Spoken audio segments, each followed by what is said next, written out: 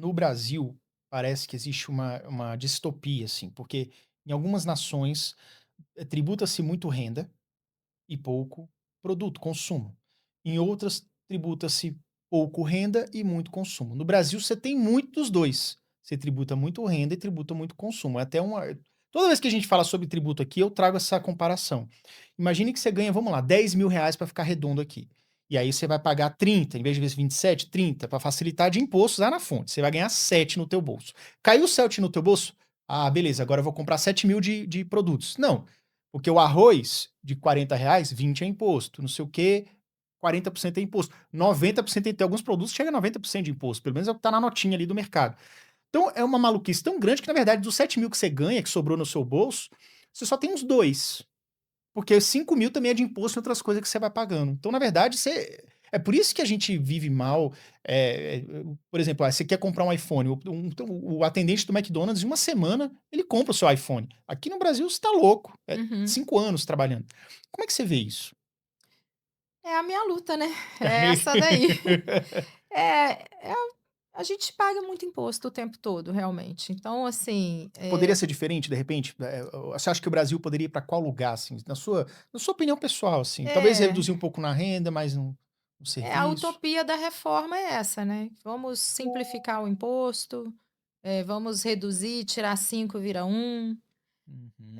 Então, o imposto em cascata, que é o que a gente paga, Que é o caso da cerveja, por exemplo, né? que Que é você. é o caso é todo esse caso que você acabou de dizer, né, a gente vai Uhum. pagando imposto em todos os lugares, Não tem né. como correr, né. É. Vamos lá, Naira, e para quem tá querendo melhorar um pouco um planejamento tributário eficiente, tem alguma dica, assim, para fazer? Ou realmente é com o contador? Porque, assim, a gente sabe que o MEI, eu não sei se o MEI tem algum problema, pode contratar ou não? Pode contratar. Até um funcionário, É, né, é, parece. Como é que é? Tem alguma dica para fazer um planejamento tributário bacana, assim? tem. O que O você diz? planejamento, ele é basicamente você ouvir, entender o negócio a fundo e aí estudar o negócio. Então, assim, da onde vem, da onde eu compro, qual é o estado, para onde eu vendo, ou se é um serviço, né, para onde eu presto o serviço. Uhum. Quais são as formas que eu posso mexer nesse meu serviço e nesse meu produto? Muda alguma coisa se eu fizer isso ou se eu fizer aquilo? É estudar. Você tem que estudar o negócio, entender Uhum. quais são os benefícios e as opções na lei e testar. Então, assim, o planejamento, primeiro a gente faz todo um planejamento, um estudo com o cliente. Olha, você me explica todo o seu negócio. Você vai me contar tudo que você faz do início ao fim, de como você compra até quando você entrega e quanto foi seu imposto. Seu imposto não, seu lucro. Tá, agora vamos lá, vamos estudar quais são as suas saídas tributárias. Essas aqui são as suas saídas. Tá, quais são as saídas que você consegue incluir dentro da sua empresa, administrativamente. Vou te dar um exemplo aqui que acontece muito, Sim. tá? Chega, como eu falei, o povo tem mania de Simples Nacional, né? Uhum. Aí chegou um empresário para mim com 3 CNPJs no Simples. "Ai, doutora, eu tô preocupado porque eu já tô indo para abrir o meu quarto CNPJ", e aí põe na mão da mãe, do tio, do papagaio, do periquito, cada um num nome, né, e vai fazendo. É Vai isso que o abrindo um monte de empresário MEI, faz, um sim. monte de MEI, de Simples. Aham. "Ah, eu tô preocupado que eu já tô indo para o meu quarto CNPJ, eu acho que isso não deve ser muito certo. Eu queria saber o que que eu podia fazer no meu planejamento tributário". Então vamos lá, vamos estudar o seu negócio. "Ah, você trabalha com o quê?". "Ah, eu trabalho com máquinas". "Máquinas e equipamentos?". "É, máquinas e equipamentos". "Tá, que tipo de máquina?". "Ah, máquina pesada". "Máquina pesada. Quanto você tem de máquina?". "Ah, eu tenho mais ou menos uns 5.000.000 de máquina". 5.000.000 de máquina, depreciação acelerada, eu tenho mais ou menos 70.000 de crédito, considerando que essa máquina usa gasolina, que essa máquina usa o operador, que você paga um aluguel. Tá, e o seu imposto? "Ah, hoje eu pago 100.000 de Simples Nacional somando tudo". Tá errado. Cadê o seu planejamento? Caramba. Então, quando você faz um planejamento, você junta isso tudo em um CNPJ. Você usa a máquina e o equipamento, você usa o aluguel, você usa todos os direitos que aquele empresário tem. Ainda nessa situação, um empresário que compra uma franquia, ele vai lá: "Ah, Isso. eu tenho que investir 300.000 para deixar o imóvel nos padrões da franquia". Uhum. Ele procura um profissional que abre uma empresa no Simples Nacional. Ele acabou de investir R$ 300.000 em imóveis de terceiro, ele tem direito ao crédito de tudo isso como abatimento de imposto. Nossa, E ele já abre a porta no primeiro mês, já pagando no imposto. vermelho ali, já pagando e devendo e tudo. Então, isso é o planejamento tributário, é você entender quais são as opções do negócio, aonde que você vai investir, o que que você vai usar, você tem máquina, não tem, né, como que você trabalha. Em cima disso, você vai desenhar qual é a melhor tributação para aquela empresa. E assim, eu venho assim, a minha luta é muito essa, porque o pequeno empresário, do médio para frente até começa a ficar um pouco melhor, mas principalmente o pequeno, ele está num mercado que ele está concorrendo com o grande. E o Uhum, grande, ele tem um advogado tributarista. uhum. Então ele sabe do caminho, do melhor caminho. O pequeno não.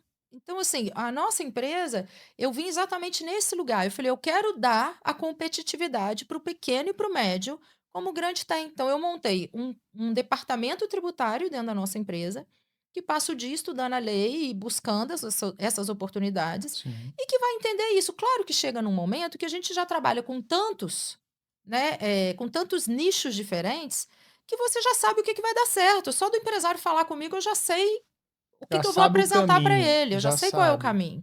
Ou os 2 3 que eu vou dar para ele, que ele vai achar qual é o melhor para ele. Uhum. Mas é exatamente esse o lugar que é importante, é a gente dar direito ao pequeno empresário de também ter competitividade. E o grande empresário, a gente sabe que realmente tem essas assim, paga bastante imposto, mas ele também sabe como pagar menos, ele tem esse conhecimento, porque Ele consegue tem contratar essa pessoas que ajudam. Agora, para o pequeno empresário que está crescendo, eu não sei se exatamente, por exemplo, um cara que começou com uma cachorro-quente, mas aí ele botou uma logo legal, botou uma marca, tá no Instagram, aí começou a crescer esse cachorro-quente e criou uma segunda unidade. Quando que é a hora de abrir um novo CNPJ? Se ele botou 2 carrocinhas, é o mesmo dono, ele só contratou um fulaninho para atender no outro. Ele precisa abrir um outro No caso CNPJ? da carrocinha, não. Uma Aí vai carrocinha, não. depender se ele tiver se ele precisar de um alvará em um lugar separado, É, ele mas vai se for um precisar. lugar físico, se for 2 lojas físicas, aí Sim, vai aí precisar. sim. Então, mas e aí nesse momento, assim, quando que o empresário percebe, vamos supor que seja um negócio online também e tudo, a partir do momento que ele vai crescendo, quando que é a hora de você ter um novo CNPJ? Quais as vantagens e desvantagens disso, a depender da operação? Uma Vai regra? depender muito da operação. Aham, Negócio online, tá, né, e-commerce é o negócio do momento. uhum, Eu pego o e-commerce o tempo todo sendo tratado como se fosse loja física. E-commerce tem inúmeros, benefícios tributários.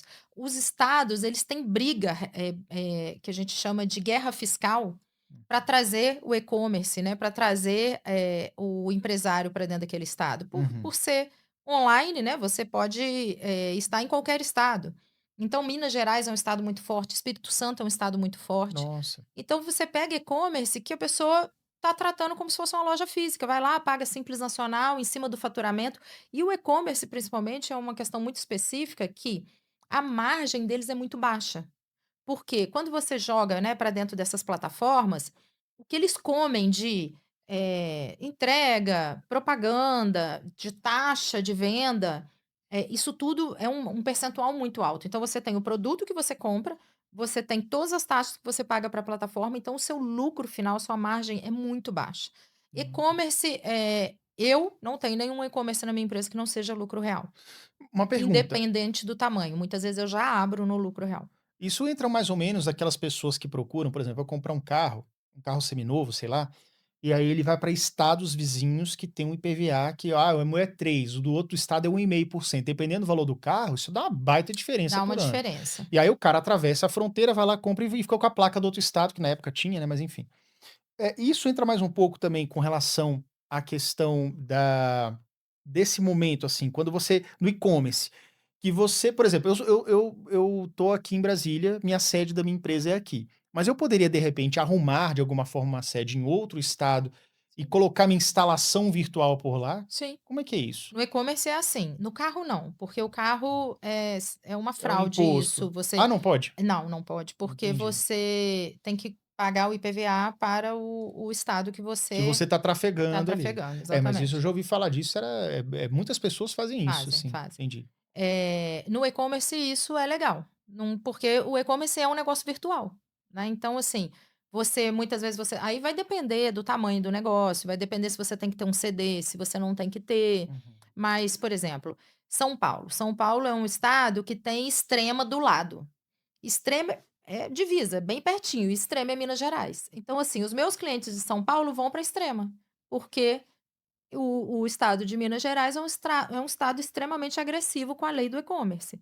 Então, Nossa, a diferença que a gente está falando é de 18 para 1,2%. nossa Então, é senhora. uma diferença muito, significativa e que E faz aí muito, não só essa, tem questão de DIFAL, tem vários outros benefícios também, entendeu? e aí tem a questão da pessoa tem que estar fisicamente lá ou ela arruma um domicílio lá, como é que é isso, por É, exemplo? sim, tem que estar o aí depende do estado, depende do benefício que você vai pegar, tá. Uhum, Espírito Santo também, e depende do que o be porque, assim, isso chama RET, é um regime especial de tributação. uhum. Então o que para você ter direito a esse RET, a legislação do estado te pede algumas coisas. Eu tenho que empregar, eu tenho que ter um CD, que é um centro de distribuição, Distribuição. eu não tenho que ter, eu tenho que ter só o endereço fiscal, aí vai depender da onde você está localizado no Brasil e qual é o estado ali mais próximo com uma tributação melhor.